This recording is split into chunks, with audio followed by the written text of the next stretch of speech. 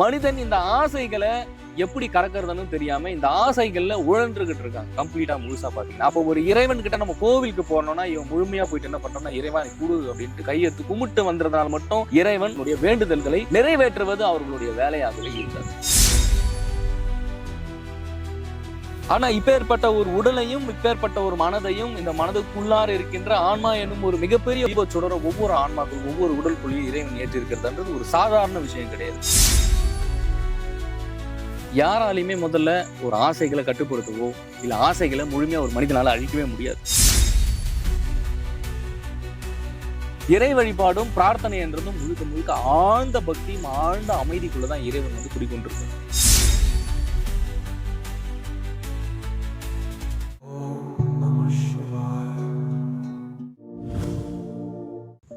வணக்கம் குருஜி. குரு கடாட்சம், குரு அருள் உண்டாகட்டும். எப்படி இருக்கீங்க? நல்லா இருக்கேன். நீங்க எப்படி இருக்கீங்க? நல்லா இருக்கும். சொல்லுங்க. கடவுள்கிட்ட நம்ம எப்படி பிரார்த்தனை வைக்கிறது? இங்க கடவுள் கிட்ட பிரார்த்தனை எல்லாருமே என்ன பண்றாங்கன்னா ஒரு தவறான முறையில தான் கடவுளை பிரார்த்தனை பண்றாங்க. இவங்களை பொறுத்தவரை கடவுள் எப்படின்னா, கடவுளே எனக்கு இந்த ஆசையை நிறைவேற்றி கொடுத்துரு, கடவுளே எனக்கு பிரச்சனை இருக்கு, எனக்கு இந்த பிரச்சனையை தீர்த்து கொடுத்துரு அப்படின்னு மட்டும்தான் கேட்கறாங்களே ஒழிய கடவுள் இடத்துல மெய்யான பிரார்த்தனை யாருக்கும் வைக்க தெரியல. இதுதான் பல பேரோட விஷயங்கள் நிறைவேறாம போறதுக்கு காரணம். ஏன்னா நம்மளுடைய முன்னோர்கள் பாத்தீங்கன்னா தவ வலிமையில தான் இறைவன் கிட்ட அப்ரோச் பண்ண ஆரம்பிச்சாங்க. நீங்க ராவணன் எடுத்துட்டீங்கன்னா ஒரு போருக்கு போனோம்னா கூட முதல்ல என்ன பண்ணுவாருன்னா தவம் பண்ணுவாங்க. சித்தர்கள் பாத்தீங்கன்னா தனக்கு என்ன ஒரு விஷயம் வேணுமானாலும் முதல்ல தவம் பண்ணுவாங்க. இதுதான் தமிழர்களுடைய ஒரு மரபு, தவம் தான். இதுதான் உண்மையான பிரார்த்தனை அப்படிங்கிறது. இந்த பிரார்த்தனையை ஒவ்வொரு மனிதனும் எப்படி வைக்கணும், எந்த நேரத்துல வைக்கணும் அப்படின்னா காலையில பிரம்ம முகூர்த்த நேரத்துல தவத்துல ஈடுபடும். அட்லீஸ்ட் முடிஞ்சது ஒரு 20 நிமிஷமாவது உட்கார்ந்து பழக முதல்ல கத்துக்கணும். எண்ணாலைகளாக எழுந்துக்கக்கூடிய இந்த ஆசைகளும் பற்றுகளுமே ஒரு மனிதனுக்கு அதீத விதமான ஒரு சுயற்சிக்குள்ளார கொண்டு போக ஆரம்பிச்சிருக்கு வினைகள்ல. நம்ம வினைகளை பத்தி நிறைய பேசியிருப்போம், ஆனா அந்த டாபிக்ல போக வேணாம். மனிதன் இந்த ஆசைகளை எப்படி கடக்கிறதுன்னு தெரியாம இந்த ஆசைகள்ல உழன்றுகிட்டு இருக்காங்க கம்ப்ளீட்டா முழுசா பாத்தீங்கன்னா. அப்போ ஒரு இறைவன் கிட்ட நம்ம கோவிலுக்கு போனோம்னா இவன் முழுமையா போயிட்டு என்ன பண்றோம்னா இறைவன் எனக்கு குடு அப்படின்ட்டு கையெடுத்து கும்பிட்டு வந்ததுனால மட்டும் இறைவன் உன்னுடைய ஆசைகளாக இருக்கட்டும் உன்னுடைய வேண்டுதல்களை நிறைவேற்றுவது அவர்களுடைய வேலையாகவே இருக்காது. ஏன்னா 1,00,000 பேர் போறாங்க கோவில் கண்ணும் போது எல்லாருமே தன்னுடைய ஆசைகளை தான் அந்த இடத்துல கேட்கறாங்க. கண்டிப்பா. ஆனா யாருமே வேண்டுதலை வைக்கலையே. நம்ம வேண்டுதல் அப்படின்றது பலி கொடுக்கறதும் காவெடுக்கிறதும் வேண்டுதல் நினைச்சுன்னு இருக்காங்க. அதுவும் கிடையாது. வேண்டுதல் அப்படின்றது முழுக்க முழுக்க மனமுருக இறைவன் கிட்ட வேண்டுறதுதான் வேண்டுதல் அப்படின்றது. எப்படின்னா ஒரு 5 நிமிஷமோ 10 நிமிஷமோ கோயில்களுக்கு போகும்போது ஒருவர் முழுமையாக தன்னை ஒரு இடத்தில் அர்ப்பணித்து தெளிவாக தமக்கு என்ன வேண்டும் அப்படின்றத இறைவன் கிட்ட வேண்டுதலாக அமைதியா ஒரு 5 நிமிஷம் கண்ணை மூடி, இல்ல ஒரு 10 நிமிஷம் கண்ணை மூடி, அது உங்களுடைய பூஜை அறையா இருந்தா கூட சரி, அப்படி ஒவ்வொருத்தரும் வேண்டும் போது உங்களுக்குள்ளார ஒரு அபரிதமான சக்தி வந்து எழ ஆரம்பிக்கும். உங்களுடைய உள்ளொளி வந்து பிரகாசிக்க ஆரம்பிக்கும் போது என்ன ஆகும்னா எளிமையா இறைவன் கிட்ட நீங்க என்ன வைக்கிறீங்களோ, இறைவன் கிட்ட நீங்க என்ன கேட்கறீங்களோ அது கொடுக்கறதுக்கும் இந்த பிரபஞ்சமும் இறைவனும் மொத்தமே தயாரா தான் இருக்கு. ஆனா மனிதன் வந்து எப்படின்னா இன்னைக்கு இருக்கிற சூழ்நிலையில முழுமையா ஆசைகளை தான் வந்து இவன் வேண்டுதல் நினைச்சிட்டு வைக்கிறாங்க. அப்படி கிடையாது. இப்ப நீங்க ஒரு சமுதாயத்துல வாழ்ந்துகிட்டு இருக்கீங்க, உங்களுக்கு ஒரு வேலை கிடைக்கணும். அது ஆசையா வேண்டுதலா? ஆசைதான். இல்ல, வேலை இல்லைன்னா நீங்க இந்த இடத்துல பொழைக்க முடியாது. அருள் எல்லாருக்கு அவ்வுலகம் இல்லை, பொருள் எல்லாருக்கு இவ்வுலகம் இல்லை. அப்ப வேலைன்றது ஒரு மனிதனுக்கு ஒரு அன்றாட தேவை, ஒரு அன்றாட சூழ்நிலையில தன்னை ஒரு இடத்துல அவன் நிலைநிறுத்திக்கணும். தன்னுடைய குடும்பத்தையும் பொருளாதாரத்தையும் இந்த சூழல்களை சரி செஞ்சுக்கணும்னா அவனுக்கு வேலை அவசியம். கரெக்ட் தானே? கண்டிப்பா. அது வேண்டுதலா வைக்கணும். இறைவா நான் ஒரு வேலையை நான் தேடிக்கிட்டு இருக்கேன், எனக்கு இந்த வேலையை நீங்க பூர்த்தி பண்ணி கொடுக்கணும், எனக்கு இந்த வேலையை நிறைவேற்றி கொடுக்கணும்ன்றது வேண்டுதல். ஆனா நான் கார் வாங்கணும், நான் பைக் வாங்கணும், நான் இந்த மாதிரி ஆசைப்பட்டிருக்கேன், இதெல்லாம் வாங்கணுன்றது பொருள் ரீதியா ஒரு மனிதன் வந்து வேண்டுவதோ பொருள் ரீதியாக ஒரு விஷயங்களை கேட்பது எல்லாமே அது ஆசைகள்ல தான் போய் சேரும். ஆனா ஒரு மனிதன் எப்பொழுது வேண்டுதலாக தன் மனதை முழு மனதுடன் இறைவனிடமும் இறைவனிடத்தும் ஐக்கியப்படுத்தி அமைதிப்படுத்தி ஒரு இடத்தில் நிதானித்து இறைவனை வேண்டும் பொழுது ஒட்டுமொத்த பிரபஞ்சமுமே அவனுடைய வேண்டுதல்களை நிறைவேற்ற தயாரா இருக்கு. இதுதான் ராவணனா இருக்கட்டும், மற்ற சித்தர்களாக இருக்கட்டும், எல்லாருமே தவம் செஞ்சு இறைவன் கிட்ட தமக்கு வேண்டியதை பெற்றுக்கிட்டாங்க. ஸோ இறைவன் கிட்ட வேண்டுதல் அப்படின்றது முழுக்க முழுக்க தன்னை அர்ப்பணிச்சு வேண்டிக்கிறதே தவிர தன்னுடைய ஆசைகளை தேவையில்லாத விஷயங்களை இறைவன் கிட்ட கொண்டு போகிறது வந்து ஒரு சரியான ஒரு வேண்டுதலாக இருக்காது. ஸோ இறைவன் கிட்ட தன் மனதை முழுசா அர்ப்பணிச்சு பண்ணணும், அதுதான் வேண்டுதல். வேண்டுதல்ன்றது வந்து கடவுள்கிட்ட நம்ம ஆசையை வைக்கிறதா இல்லைன்னா இந்த வாழ்க்கையை ஏற்படுத்தி கொடுத்தது நன்றி சொல்ல? நிச்சயமா இங்க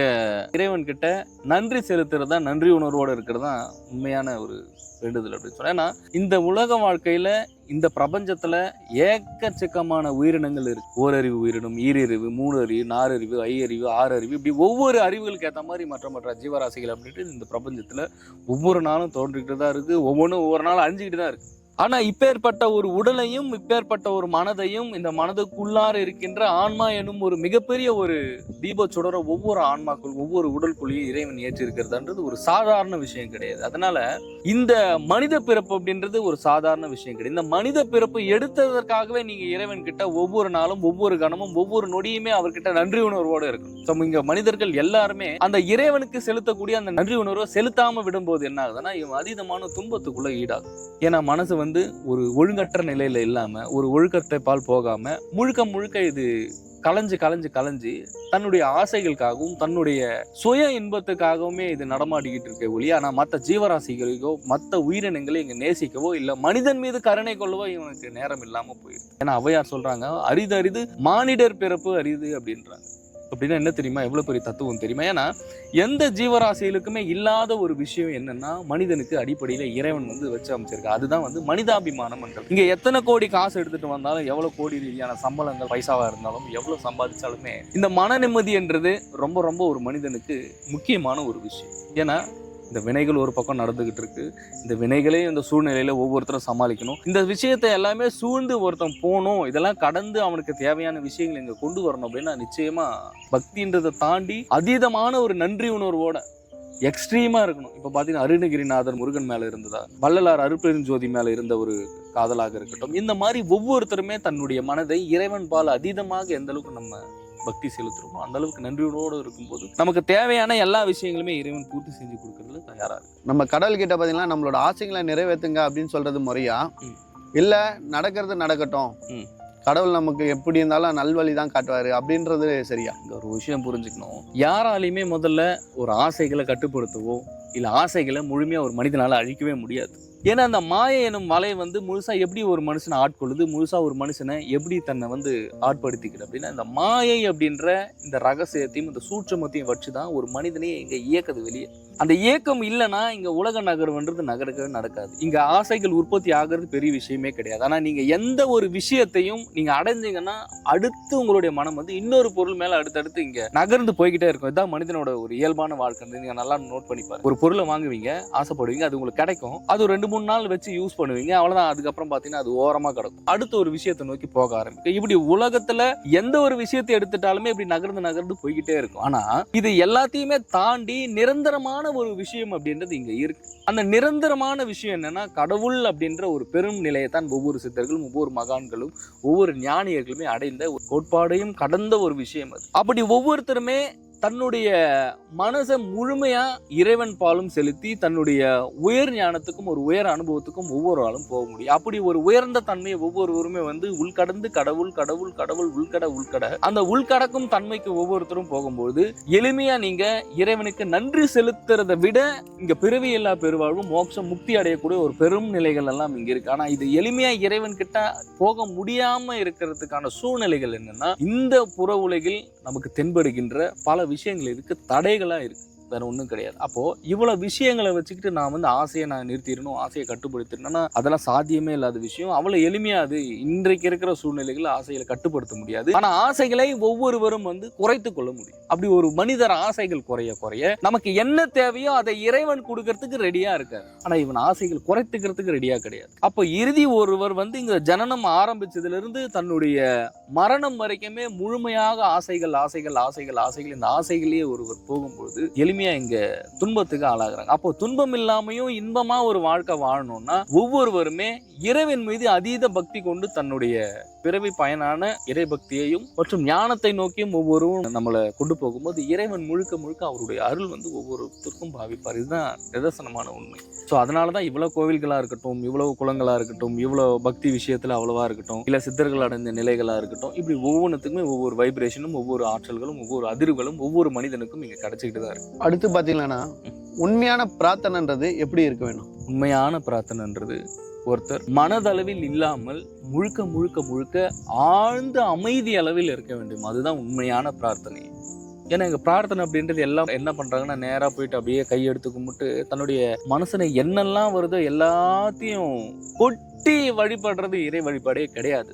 இறை வழிபாடும் பிரார்த்தனை என்றதும் முழுக்க முழுக்க ஆழ்ந்த பக்தியும் ஆழ்ந்த அமைதிக்குள்ளதான் இறைவன் குடிக்கொண்டிருக்கார். தன்னுடைய பைம்புலங்களையும் அடக்கி முழுமையா தன்னை இறைவனுடைய ஐக்கியப்படுத்துறதுக்கும் இறைவன் கிட்ட தன்னுடைய விஷயங்களை சங்கற்பமா வைக்கும் பொழுது ஆழ்ந்த ஒரு அமைதியும் ஒரு நிதானத்துக்குள்ள ஊடுருவி ஒவ்வொருத்தரும் இறைவன் கிட்ட வேண்டும் போது இறைவன் எல்லாத்தையுமே ஒட்டுமொத்த பிரபஞ்சமுமே அழிக்கிறதுக்கு இங்க தயாரா இருக்கு. ஆனா மனிதன் இங்க அமைதிக்கும் நிதானத்துக்கும் போறதுக்கு இங்க அவன் சுத்தி இருக்கிற வினைகளாக இருக்கட்டும், புற சூழல்களில் இருக்கக்கூடிய பல விஷயங்கள் அவனை அந்த நிலைக்கு கொண்டு போகாம தடுமாற செய்யும். இதுதான் இங்க மிகப்பெரிய ஒரு விஷயமா இருக்கு.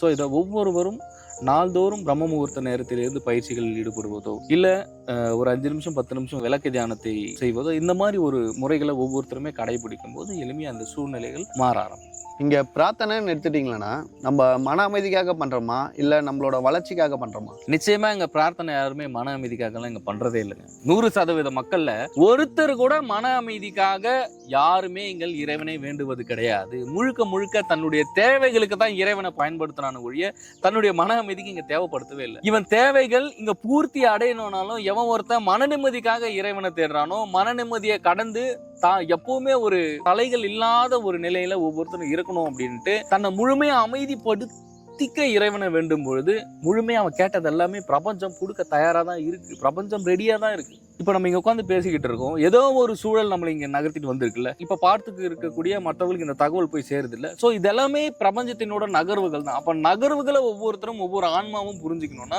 முழுமையா இவங்க தன்னை ஒரு அமைதிப்படுத்திக்கிற, தன்னை நிதானப்படுத்திக்கிற எண்ணலைகள் அற்ற ஒரு நிலைக்கு, அதாவது வினைகள் சூழா ஒரு நிலைக்கு ஒவ்வொரு மனதும் ஆழ்ந்த அமைதிக்கு போகும்போது இதுல இருக்கக்கூடிய சூழல்கள் எல்லாமே மாறும்.